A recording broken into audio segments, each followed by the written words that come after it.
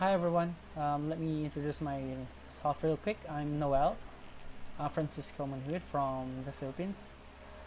I'm working with the government for Maritime Security Department sector, and yeah, I'm a born again Christian.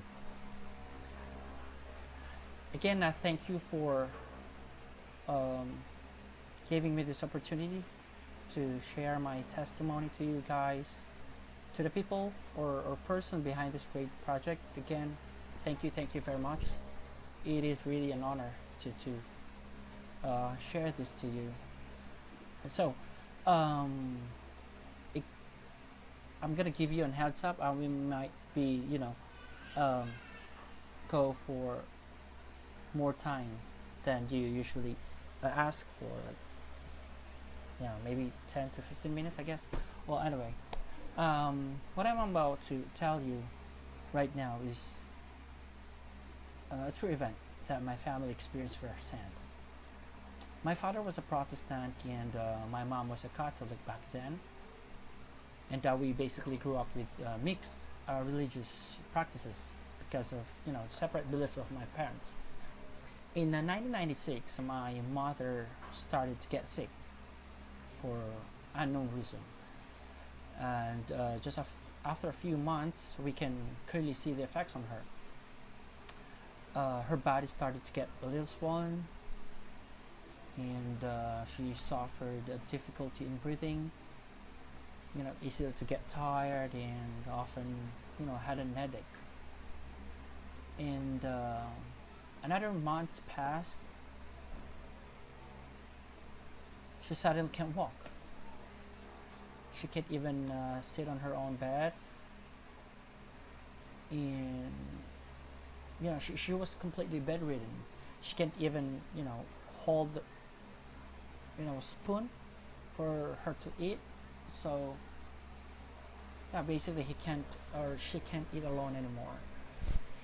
And we just gave her cereals and soft foods like bananas, grapes, something like that, because she can't even chew effectively. On from 1996 to 20 um, 2021, or sorry, 1996 to 2001, she was totally bedridden. And from same year, I reached my first year in the middle school, way back in 2001. And I remember when the doctor was, talking to my father and with my eldest sister in our living room on on you know summer of July of same year. And for me, that was the greatest or the darkest day of my life. They didn't know that I was just behind the sofa when they're having conversation, and I heard the doctor telling my father that um, my mother only has more or less 3 months to live, and that he was you know that he was very sorry that for the message that he needs to deliver. And they talk about medical stuff, something like that. And he just taps my father's shoulder and you know slowly get out on our house. And that very time I felt it's like someone put a lot of an ice on my head. It's like I can't even feel my own hair when I'm touching it. So the next day I started and decided not to go to school. I would just tell lies from day to day to my father. I would say that there's some school activity that we don't need to go anymore, or sometimes I would say that my my teacher was sick, things like that, just to just to avoid getting to school, because I told myself that I would choose to stay with my mother for the next 3 months of her final days. So I would eat beside her. I would eat together. We will eat together, and I would sleep beside her. That I really not normally do. So yeah, that's what I'm doing on day-to-day basis. And my dad just one day my dad just uh, come to me and ask me why, and I was like, what do you mean why? And he said, I went to your school and I just found out that everything you say about your school activities, and that your teacher is sick and stuff like that, is really not true. You're just making it up. And I feel numbness all over my body, that my father finally caught me. And I'm not sure if it is right to ask him, but I still did. I asked my dad, that is it true what the doctor said, that mom would only have 3 months to live? And he was completely shocked. He he told me I mean, he asked me who told me. Then I was like, no one. I'm there. You guys just didn't see me. I was there. Then he was in complete silence, and he just grabbed me, and he wrapped his arms around me and cried. And before I know it, I'm crying too. So yeah, I told him that I would choose to be with her, with my mom, for the next 3 months, and I would just go back to school afterwards. Yes. And because I'm only we're 4 siblings in the family. I'm the youngest and the only son, so it's I think it's much harder for me, because I'm really close to my mom. So my dad told me that, son, we have to do something with that time frame. We will not stop to look for help. There's got to be a way, he said. I was like, okay. And we start, because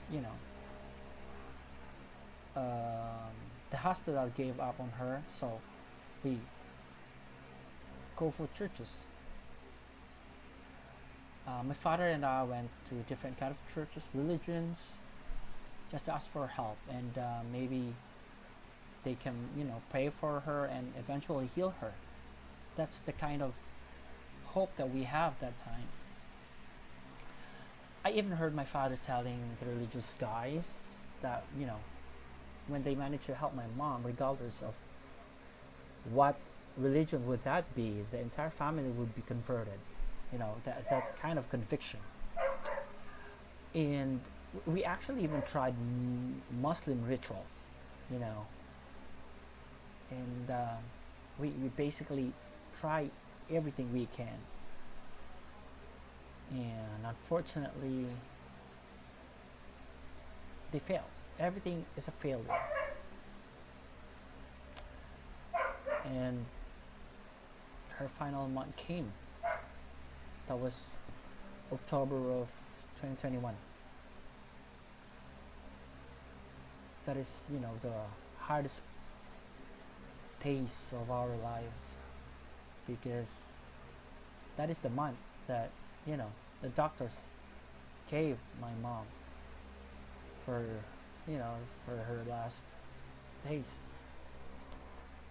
And we were really helpless at that time. One day we had a visitor. It's my father's colleague, who was happened to be a born again Christian. And he told my father that, you know, we should put our faith to God and not to, you know, not to anyone who give promises of on healing my mother. He also said that we already prayed to too many saints already and done different rituals already, but unfortunately they all failed. And he also stated that, you know, religion can't save anyone and that faith can. And you know, instead of searching for someone who can help us, why not, you know, ask for help directly to God? And that, you know, he only asks that God only asks, you know, faith for him to do miracles in your life. And I was, you know, I was looking at my dad, and it seems he's really not convinced for what, you know, the guy is saying. But my mother started crying and seemed so blessed that day for what the guy told us about faith. And it seems that my mother was convinced. And yeah, through the help of the church, with Jesus Miracle Crusade International Ministry, it is a born again Christian church here in our place. It's headed by evangelist Will Estrada Meda. They gave us a guidelines on how to achieve strong faith, and still my father were, for me, I can tell that he's really not into it because he already gave up. We tried everything, but you know, we failed. However, my mom was really into it. We can, you know, saw her praying day and night, serious prayer, and a kind of prayer that, you know, she was crying to the point that, you know, and she was singing worship songs day and night, and she was actually doing it for more than a week. And one day we went out for a grocery with my father, and when we got home,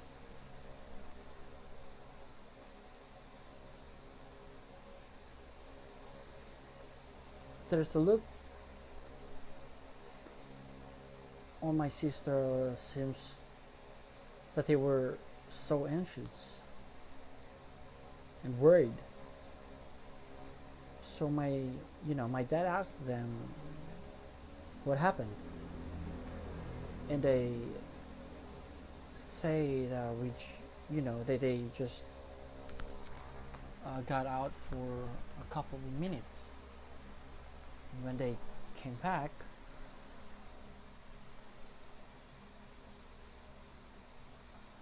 she was gone. And I was like, what do you mean gone? And they told us that, my mother was, literally gone. She's not on her bed, and they look in every corner of the house, and she's not here. They say, and of course we are really shocked, and we immediately go outside and even if seems impossible, we walk a couple of blocks away from our home, hoping that she's there. But again, uh, it's impossible because she can even sit on her own bed, and now we're looking for her blocks away from the house. And well, after a couple of minutes, surprisingly, we saw her standing beside a road, a few blocks away from the house. Sorry. And personally, I was literally shocked, and I'm not sure what I'm seeing.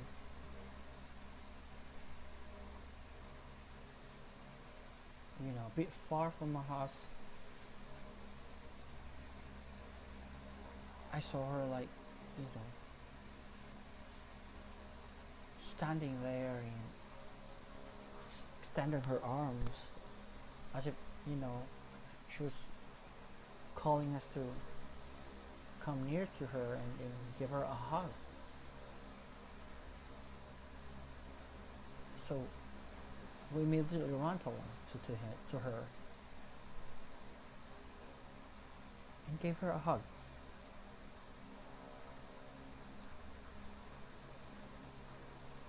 At that time, at that very moment, I am really confused, and I just don't know what is really happening. But I'm happy, of course, but I just don't know what's happening. And as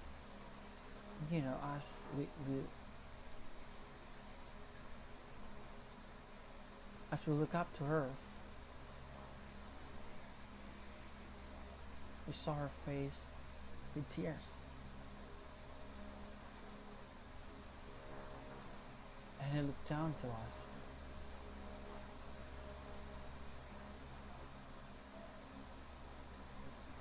And she just said, God is real. God is real. We walked back to my father because he can't literally move because of shock for what just happened. And when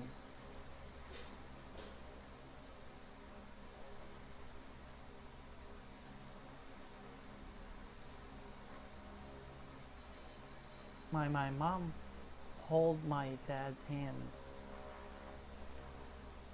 and she said,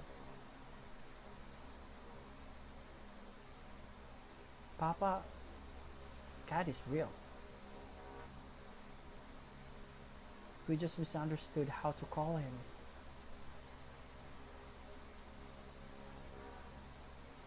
And my father simply broke down, kneeling, crying.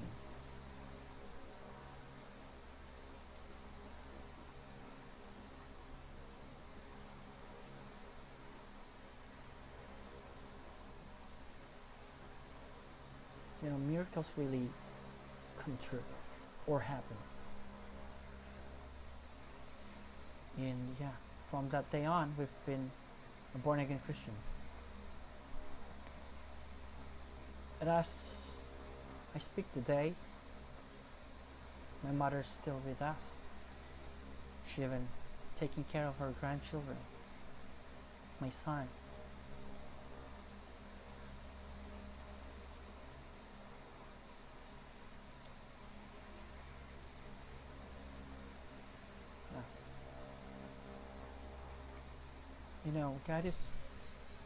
God is real.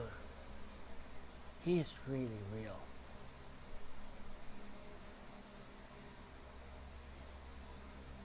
We just have to show the kind of faith He wants us to have. And He will work with impossible things to make difference in our life.